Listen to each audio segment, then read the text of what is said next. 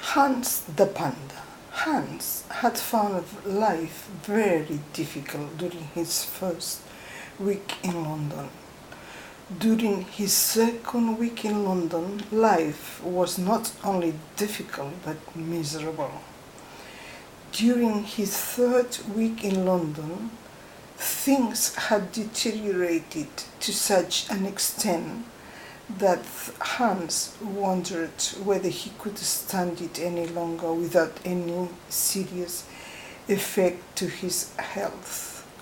The fourth week brought not much hope, but by the end of his fifth week in London, they finally came to take him away back to his native country, China.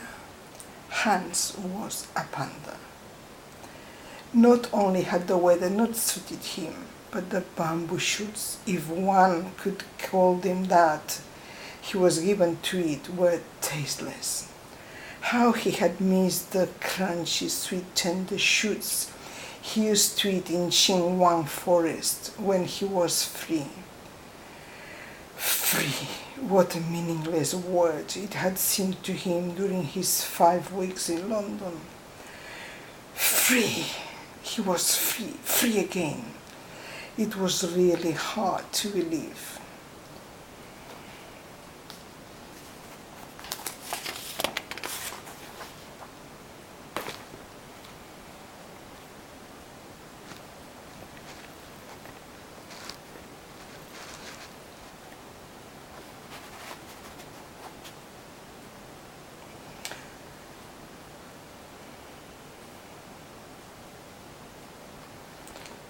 Transported with joy, he ran wildly up and about the little clearing. He hopped and leaped all along the narrow path in the forest, sniffing the air, filling his nostrils with the familiar scents as he went by. His ears twitched.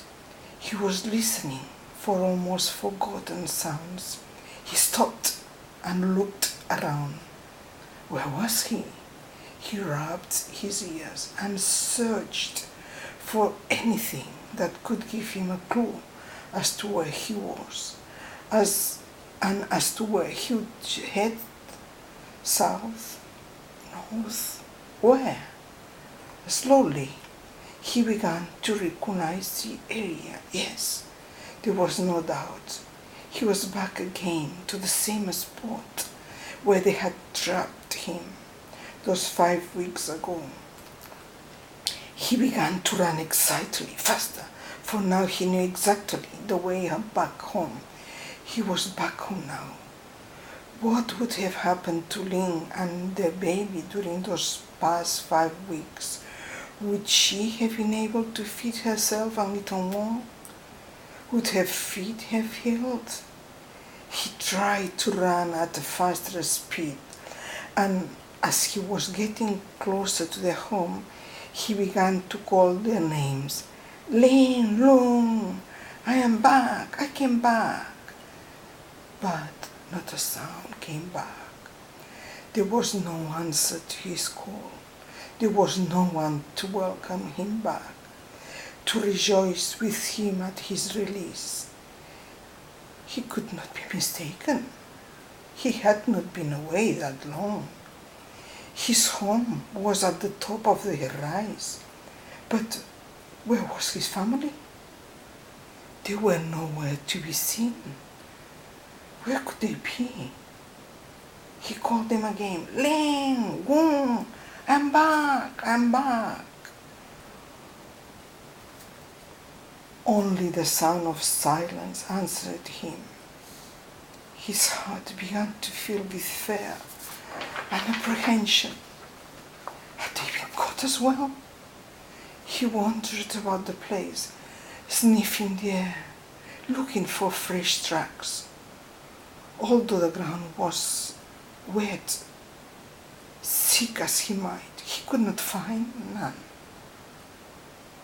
The morning rain seemed to have washed them all away.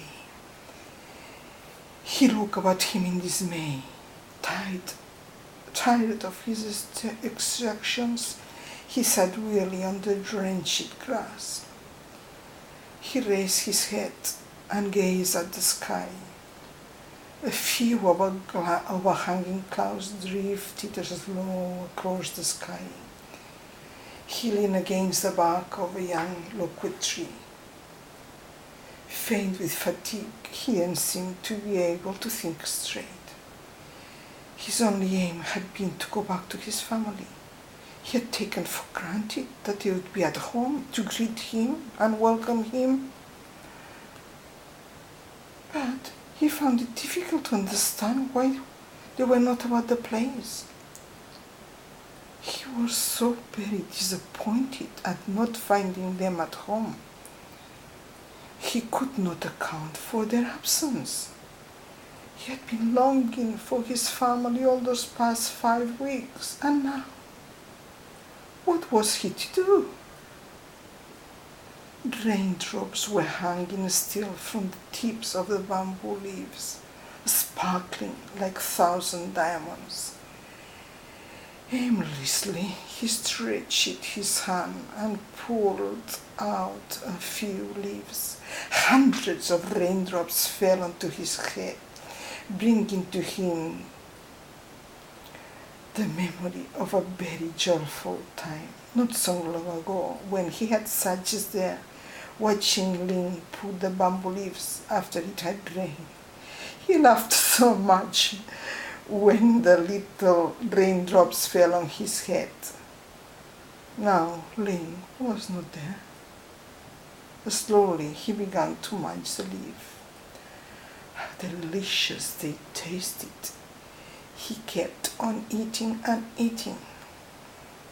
Little by little he began to regain his strength. While he was eating, he dwelt on his family.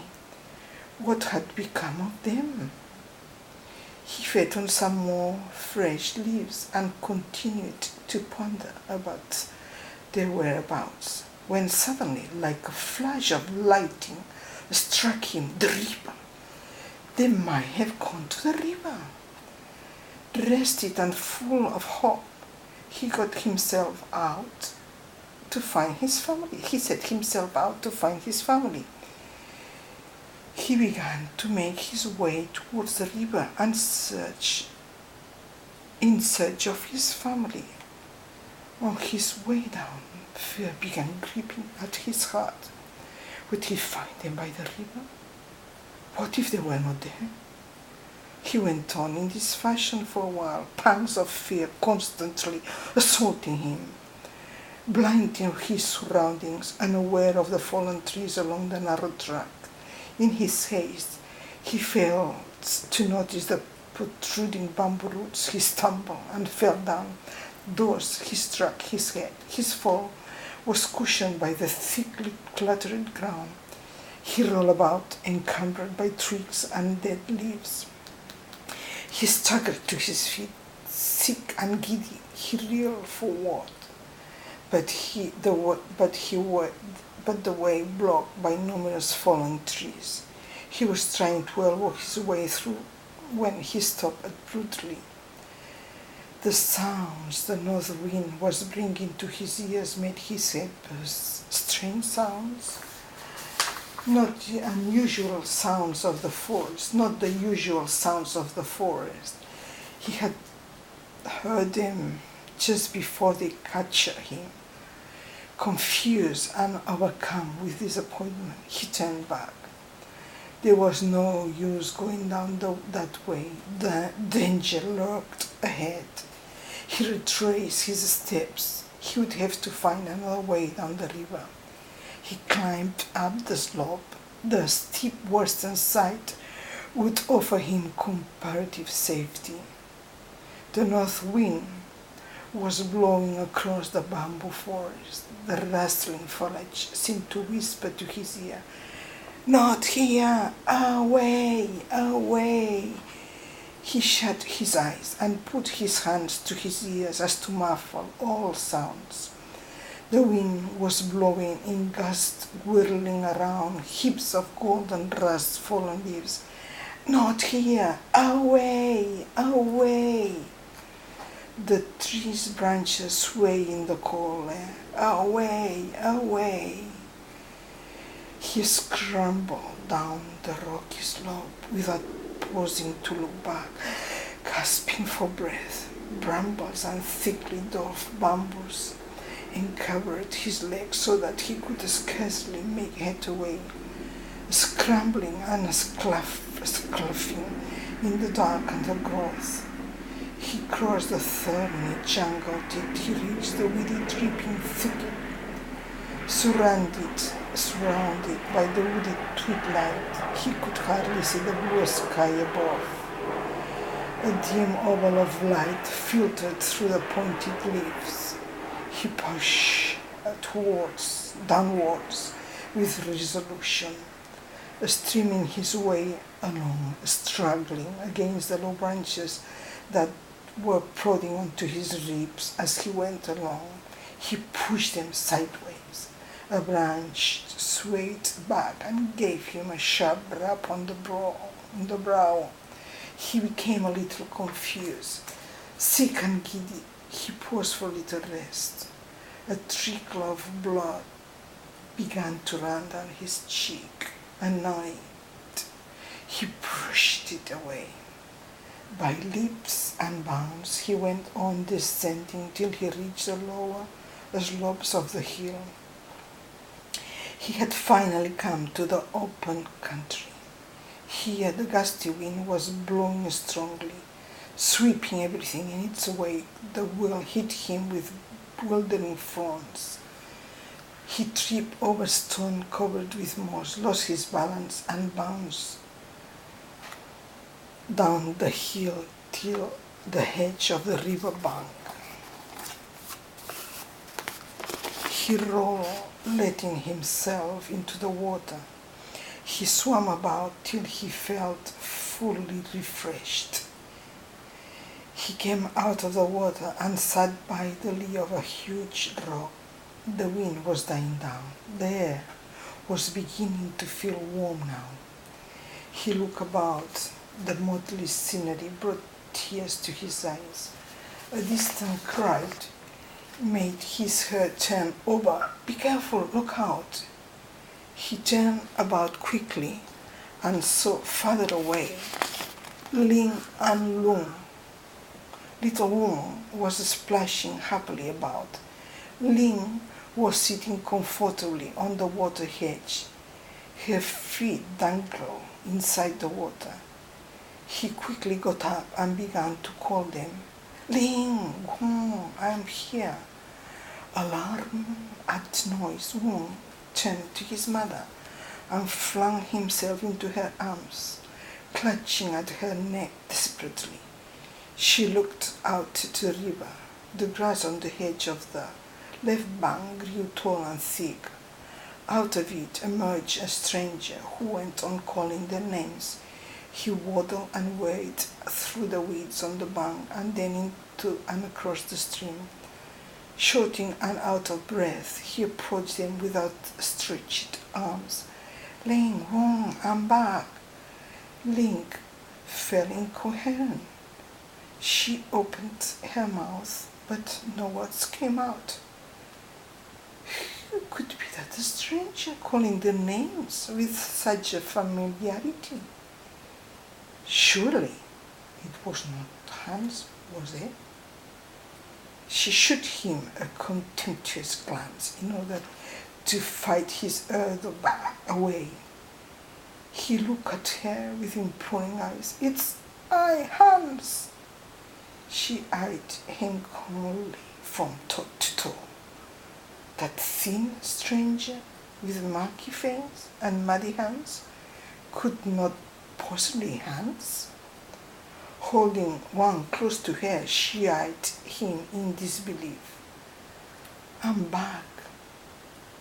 Is it possible that you don't recognize your own husband?" he said in desperation.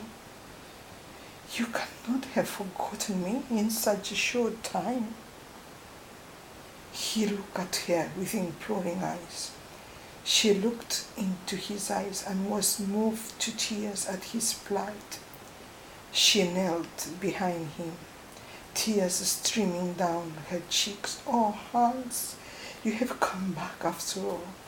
We have been living in a panic since you were gone, not knowing whether you would come back or not."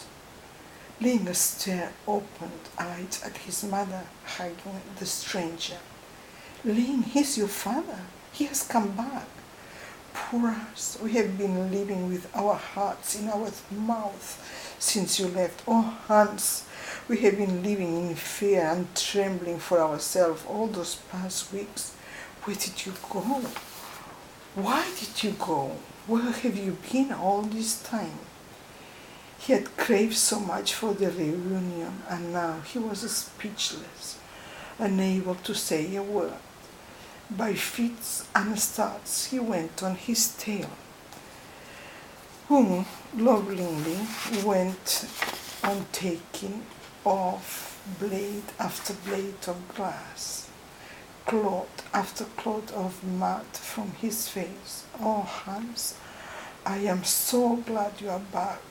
The day you were gone, they came like a gale, striking right and left. There has been nothing stealthy about their movements. We had to hide from them. Time and again they came. We had to move forwards and backwards.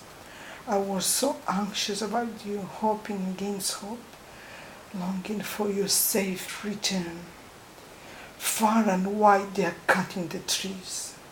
At a ruthless speed, everything is being flattened out. They are moving in the forest, in the marsh, in the swamp, and the ferns. I have tried to head for the wetland, but the lack of food is almost total. Bamboos are dwindling root and branch." Hans was bewildered. He tried to put his thoughts in order. He had endured all those 5 weeks. He had finally become reunited with his beloved family, but his home was not there anymore. He was distressed. He shed some tears. "Oh, Hans, you have to face it up. It would do us no good to stay here. Now you are back. We have to run away from here as quickly as we can." He sighed it. He would have to resume the search for a new home. He was well aware that even if they moved to a reconquered place, safety would not be permanent. They sat on the ground, pondering about their future. They had to part with their old home. There was no other choice. They had been so happy in that place. Would they be able to return someday? Would they be able to find a remote place to make their home safe from harm? They would have to push farther and farther. They took it over and decided to move right away. They turned around.